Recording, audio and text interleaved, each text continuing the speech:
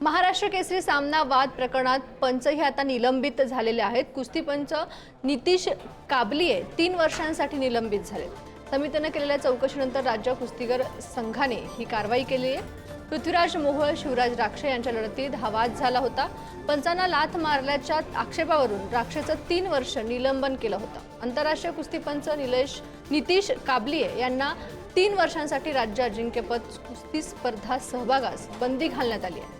महाराष्ट्र राज्य कुस्तीगीर संघाच्या वतीने ही कारवाई करण्यात आली आहे। अहिल्यानगर येथे झालेल्या 67व्या महाराष्ट्र केसरी कुस्ती स्पर्धेत अंतिम फेरीमध्ये पैलवान पृथ्वीराज मोहोळ आणि पैलवान शिवराज राक्षे यांच्यात कुस्ती मुख्य पंच म्हणून काबलिये काम करत होते आणि कुस्ती दरम्यान त्यांनी दिलेल्या चितपटीच्या निकालावरून प्रचंड गोंधळ झाला आणि हा वाद निर्माण झाला होता।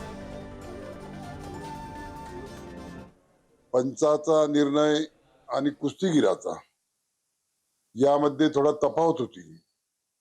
4 त्या ठिकाणी साईड पंच असे मिळून 4 लोक याचा निर्णय देत असते आणि मग निलेश काबलिया हा जो त्या ठिकाणी पंच होता त्यांनी आपल्या कर्तव्यात कसूर ठेवला म्हणून त्यांना 3 वर्षासाठी आपण निलंबित केलं महाराष्ट्र राज्य कुस्तीगीर संघानं।